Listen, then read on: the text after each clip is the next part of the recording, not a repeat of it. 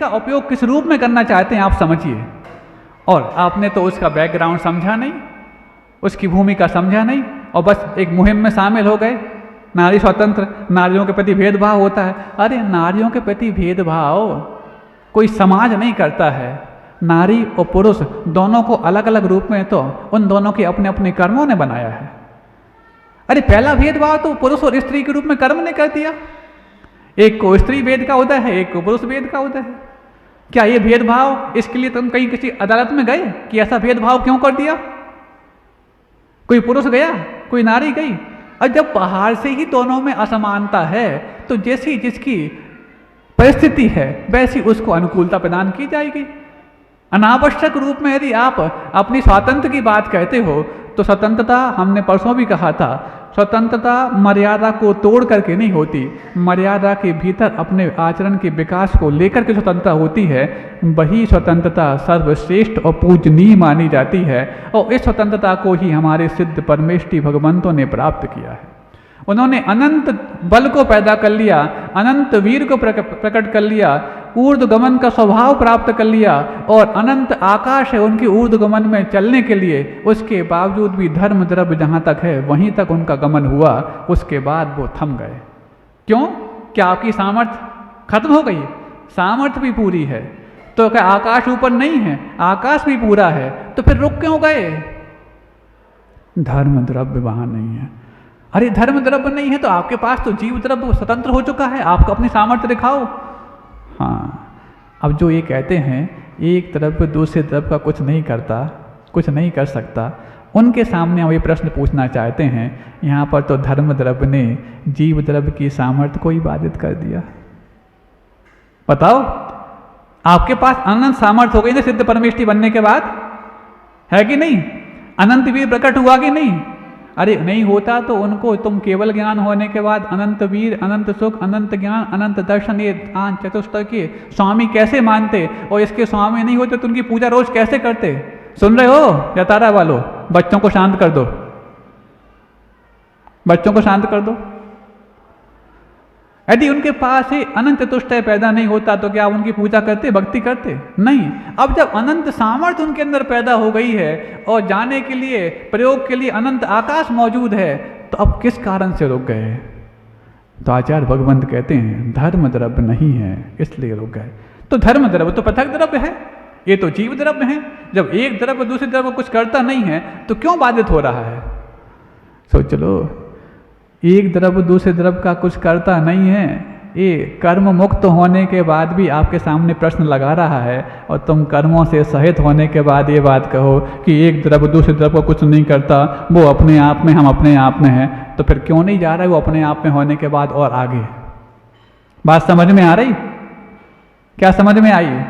इसलिए कहना चाह रहे हैं जो स्त्री स्वातंत्र की बात कहते हैं, स्त्री सशक्तिकरण की बात कहते हैं, समानता के अधिकार की मांग करते हैं, उनको समझ लेना चाहिए कि हमारी स्वतंत्रता और हमारी आज़ादी का आनंद मर्यादा को तोड़ने में नहीं, मर्यादा के भीतर रहने में है। और जिन्होंने मर्यादा को तोड़ करके अपनी आज़ादी की मांग की है, नदी यदि बहुत पानी से भर गई है लेकिन तटों का मर्यादा को तोड़ दे तो भले ही थोड़ी देर के लिए उसका विशाल और विकराल रूप सामने आता है, लेकिन कुछ ही दिनों में वो बाढ़ का पानी पठार में तब्दील होकर के सूख जाता है। नदी भी तटों के बीच का बंधन स्वीकार करती है, तो चाहे वो कम पानी से भरी हो, चाहे पूरी लबालब भरी हो, तभी जाके अपने गंतव्य सागर तक वो पहुंच सकती है। और अपने सागर तक पहुंचने के लिए उस नदी को भी तटों का बंधन स्वीकार करना पड़ता है, क्योंकि सागर में ही उस नदी का विराट रूप सामने आता है। और विराट की अपेक्षा तो मन में है, लेकिन मर्यादा को प्राप्त करने की अभिलाषा यदि खत्म हो गई है तो आप बिखर तो सकते हो, विराट नहीं बन सकते हो। अब महाराज सेवा की बात चल रही थी, आप बीच में कहीं और चले गए, हम कहीं और नहीं गए, हमें मालूम हम कहाँ जा रहे हैं। बीच बीच में वो सब बातें भी कह देते हैं जिनको लेकर कि तुम्हारी सेवा का विराट व्यक्तित्व बीच में बाधित हो जाता है। अब सुनो, तो महाराज वो तो अपने आप में अद्भुत व्यक्तित्व हैं। कौन? तीर्थंकर। वो बालक के रूप में जन्म ले रहे हैं, तो वहाँ पर तो ना गिलाने की बात है ना गाली की बात है, वहाँ तो हम अपने अपने बिल्कुल अच्छे भाव तैयार कर सकते हैं। अरे अच्छे भावों का मतलब क्या होता है? इससे अच्छा भाव और क्या होगा कि तीर्थंकर के माता पिता अपने एकलौती संतान तीर्थंकर बालक को जन्म देते ही इतने उज्ज्वल भाव कर लेते हैं कि आजीवन संयम को स्वीकार कर लेते हैं। वो तो अपने सबको सोचो चक्रवर्ती हैं, चक्रवर्ती जो 96,000 शादियां करेंगे, शांतिनाथ भगवान सब करते हैं। तो बेटा जिसको जन्म दे रहा है वो तो 96,000 शादियां करे, उसके बाद 60,000 पुत्र कितने कितने किसके कितने सब थे, इतने पुत्रों को जन्म देने वाला हो। और जो ऐसे तीर्थंकर के माता पिता हैं वो अपने एक पुत्र में ही संतुष्ट हो गए और उसके बाद संतुष्ट मात्र नहीं हुए, आजीवन संयम धारण कर लिया। कैसी सादगी, कैसा संयम और कैसे अपने भावों का उन्नत रूप। ऐसे विराट व्यक्तित्व को मन में रखने वाले तीर्थंकर की माता पिता की अथवा तीर्थंकर की माता की सेवा आप करने जाओ तो अंदर आपकी भी कुछ ना कुछ सादगी तो आनी चाहिए। और सादगी की जगह कुछ और त्रास आने लग जाए तो क्या आप उनकी माता की सेवा के योग्य माने जाओगे? महाराज क्या कहना चाह रहे हैं? हम कुछ कहना नहीं चाह रहे, हम तो ये बताना चाह रहे हैं कि हमारे जीवन में कितने प्रकार के त्रास उठते रहते हैं। कहाँ तो हम इतने उच्च व्यक्तित्व की सेवा के भाव को लेकर के और बढ़ चढ़ कर के हिस्सा ले रहे हैं, जितनी आवश्यकता थी उससे भी ज़्यादा हम बनकर के सामने आ रहे हैं। और कहाँ छोटी छोटी बातों में उलझने लग गए। और बच्चे उलझे तो उलझे, उनके माता पिता उलझने लग गए, माता पिता उलझे तो उलझे, एक दूसरे के आस पड़ोस के लोग उलझने लग गए इन छोटी छोटी बातों में। तो आपने बहुत बड़ा जो उद्देश्य है उसको तो गौण कर दिया और छोटी सी बात को तूल दे करके अपनी भूल को स्वीकार नहीं किया। ये माना जाएगा। हमें लगता है आपको जल्दी अपनी भूल ज्ञात भी हो गई और सुधार भी ली है, लेकिन आगे से ऐसी भूल ये ना हो इसकी भी तैयारी होनी चाहिए। इतना विराट व्यक्तित्व को हम अपने अयोध्या नगरी में जो आज आपकी जतारा नगर बनने जा रहा है वहाँ पर लाना चाह रहे हैं। कैसा कैसा अपना आप में पूरे 3 लोग में डंका पिटेगा, देव लोग भी आकर के जिनके वैभव को देख के क्षुब्ध हो जाएगा। ऐसे तीर्थंकरों की जहाँ पर महिमा गाने जाने वाली हो और वहाँ पर हम अपनी महिमा को आगे रखने लग जाएं और छोटी छोटी सी तुच्छ सी बातों को लेकर विकल्प करने लग जाएं। जैसे तीर्थंकर सबके कल्याण की भावना समान रूप से भाते हैं, ऐसे ही सभी पात्रों को सबका समान ड्रेस हो, सबका समान वेश हो, सबके समान भाव हो, ऐसी भावना भाएंगे तब तो जाकर के उनकी जो राशि तुमने क्या दी होगी अपने पास रख लो, लेकिन तुम्हारे अंदर की जो 12 राशियां होती हैं वो कैसी होनी चाहिए इसको पहले सीख लो। समानता की बात होनी चाहिए, ना कि ये ड्रेस ऐसी नहीं, ये ड्रेस ऐसी है, ये तुमने कम दे दी, ये महंगी दे दी। महंगी और सस्ती ये तो पैसों में होती है, भावों में जो उन्नत होता है वो सबसे महंगा है और जो भावों में गिर गया वो सबसे सस्ता है। सस्ते भाव वालों को कभी भी विराट की सेवा करने के लिए आगे नहीं आना चाहिए, जिनके भाव उन्नत हों। अरे हम तो सेवा के भाव, सेवा की वेशभूषा पहन करके आए हैं, ये बाहरी वेशभूषा में अटकेंगे क्या? और जो बाहरी वेशभूषा में अटक गए हैं वो सेवा कर पाएंगे क्या?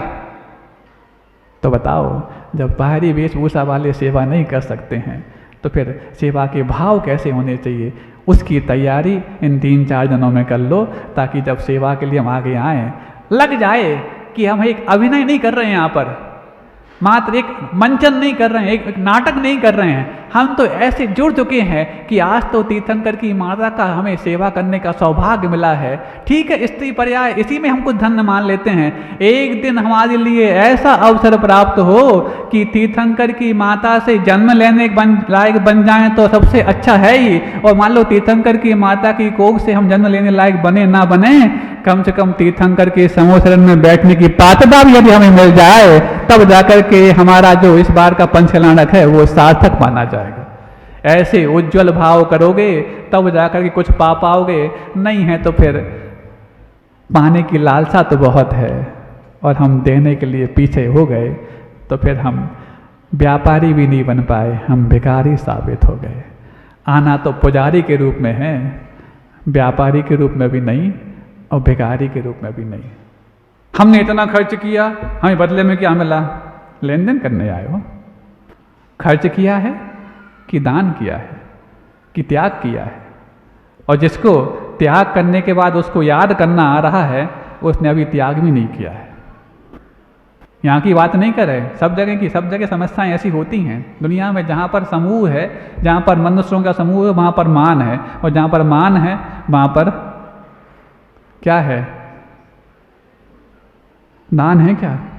महाराज, दान का भी मान नहीं, यहाँ तो मान का दान करने की बात होनी चाहिए। और जो मान का दान करता है उसके दान का मान वो नहीं, दुनिया करने लग जाती है कि सही दानी तो ऐसा है जो दान करने के बाद भी मान नहीं कर रहा, बल्कि पहले मान का दान कर दिया है। ऐसे दानियों की प्रशंसा गुरुओं के मुख से भी होती है और हर सज्जनी और साधर्म के मुख से भी होती है। समझ रहे हो? तो कैसी वेशभूषा होनी चाहिए? तुच्छ भावों वालों के संगति में रहने के बाद अपने भावों का स्तर उच्च बनाए रखना जिसको आता है, वही ऐसे कार्यों में शरीक होने लायक अपने आप को बनाता है। होते सब प्रकार के व्यक्ति हर जगह होते हैं, यहीं की बात नहीं, सब जगह होते हैं। यहाँ तो सब अच्छे हैं, यहाँ से कोई बड़ी बात आई नहीं है। हम तो कहीं और की बात बता रहे हैं जहाँ पर इस प्रकार के प्रसंग आते हैं, और वहाँ ऐसे प्रसंग कहीं उनकी हवा तुम लोग को ना लग जाए, इसलिए आपको आगाह कर रहे हैं। यहाँ कुछ नहीं हुआ है, आप क्या समझ, यहाँ कुछ हो गया क्या? यहाँ हम कुछ होने देंगे नहीं, और हम होने दें तो ठीक है। हमारे पूज्य गुरुदेव आचार्य विद्यासागर जी महाराज और आचार्य समय सागर जी महाराज इस प्रकार की कुछ घटनाएं होने देंगे नहीं। उन दोनों का आशीर्वाद छत्र छाया बनकर के हम दोनों के, हम सबके ऊपर है। तो इन सब बातों को तो साइड से निकलना हो जाएगा, लेकिन कई बार साइड की हवा लग ना ला जाए तो थोड़ी बहुत तैयारी हमें भी करनी चाहिए। वो हम बात बताने जा रहे हैं। अब तो समझ गए ना? कुछ लोग समझ बता नहीं महाराज जी कौन सी बात कर रहे हैं। हम बात तो वही करते हैं जो आपके इर्द गिर्द हो, लेकिन इर्द गिर्द रहे इतना ही ठीक है, लेकिन अब तक नहीं पहुंच पाए, इसके पहले गुरु आप तक पहुंच जाएं, इसका प्रयास करते हैं। एक चीज़ और आप कह दें, अब आपने ये तो समझ लिया, क्या समझ लिया कि सेवा कैसे करनी चाहिए, कैसे भावों के साथ करनी चाहिए। अब जब बात आई है कि तीर्थंकर जहाँ जिस कुल में जन्म लेते हैं वो कितना उच्च कुलीन होता है, वो कुल कितना श्रेष्ठ होता है। अब श्रेष्ठ कुल में जन्म उनने भी लिया, हमने भी अपने अपने हिसाब से अपने अपने कुलों को श्रेष्ठ मान करके जन्म लिया। तुलना करना अपन से, अपनी और उन तीर्थंकर भगवान की, लिया कि नहीं लिया? अब जब हम जन्म लेते हैं तो उस समय क्या होता? शोर लग जाती। शोर क्यों लग जाती? क्योंकि वहाँ पर प्रसूति के समय अशुद्धि होता ही है। औदारिक शरीर का यदि जन्म होता है, अशुद्धि होना स्वाभाविक है। 10 दिन तक तो पूरे परिवार को भी उसका प्रभाव पड़ता, और उस बालक को और माँ को तो कम से कम 40-45 दिन तक उसके प्रभाव में रहना पड़ता। होता कि नहीं होता? मतलब कितना अपने आप में एक विचित्रता है कि कहाँ तो लाला घर में आया है, उसके उत्साह मनाए जा रहे हैं, लोग एक दूसरे को बधाइयाँ दे रहे हैं, लेकिन वो स्वयं लाला और लाला की माँ दोनों जिन्हें भगवान के दर्शन से वंचित हो गए 40-45 दिन तक। बहुत बड़ी बात है। आप लोग बर्थडे मनाते नहीं मनाते? हैं? किस लिए मनाते? कि हम 45 दिन तक मंदिर नहीं गए तो इसलिए हम बर्थडे मना लें। हमेशा एक नए डे को मनाने की आपके अंदर फितरत होती कि नहीं होती? आजकल बहुत सारे नए डे आ गए, मदर्स डे, फादर्स डे, अभी निकला है फादर्स डे 16 तारीख को। हाँ, अभी और योगा, विश्व योगा डे। नए नए डे को मनाने की फितरत और पुराने त्योहारों को भूलने की फितरत आज इस मनुष्य के दिमाग में आ गई है। पुराने त्योहारों को भूलते जा रहे हैं। कितने ऐसे ऐसे पवित्र त्योहार होते थे जो इस भारतीय संस्कृति को पुष्ट करने के लिए कारण बनते थे, उनको तो हम भूलते चले जा रहे हैं। और ये डे, फ्रेंडशिप डे, ये डे, वो चॉकलेट डे, बिस्कुट डे, और भगवान जाने कौन कौन से डे, ये सब आ गए हैं। समझ गए होगे? पहले वो डे एक दिन चलता था, अब पूरे सप्ताह भर चलता है। चॉकलेट, बिस्किट, टॉफ़ी और पता नहीं कौन कौन से लॉलीपॉप डे, ये सब जो डे आ गए हैं, यदि आपके लिए ये डे मनाने की ज़्यादा ही उत्सुकता है, रुचि है, तो आप एक नया डे मना सकते हैं। बता दें आपको, मनाना चाहोगे? क्योंकि हर नए त्यौहार को जो नए रूप में जन्म लिया है उसको प्रति सबका उत्साह रहता है। एक नया त्यौहार आपको बता दें तो सुनो, प्रासंगिक है, जो विषय चल रहा उसी में से हम एक चीज़ निकाल के बताते हैं आपको। हम सब ने जन्म लिया दुनिया ने भली उत्साह मनाया हो, मंगलाचार किया हो, बैंड बजवाए हों, सब कुछ किया हो, लेकिन हमें और हमारे कारण जिसने जन्म दिया है उन दोनों को तो 45 दिन तक भगवान के दर्शन नसीब नहीं होते। सोचो वो माता बहनें जो देव दर्शन के बगैर भोजन ग्रहण नहीं करती, इस प्रकार के संकल्प लेती हैं परिस्थितियों को छोड़ करके, उनको भी 45 दिन तक लगातार दर्शन नसीब नहीं होते। कौन निमित्त बना उसमें? कौन निमित्त बना? अरे हम स्वयं बने निमित्त, और दूसरा कौन बना? हमारे कारण। हम तो ठीक है, पता नहीं किस पर्याय से आए होंगे, हम नहीं जा पाए 45 दिन तक, कोई बात नहीं। हमारे कारण एक व्यक्ति के लिए सच्चे देव गुरु शास्त्र का साक्षात वातावरण दुर्लभ हो गया।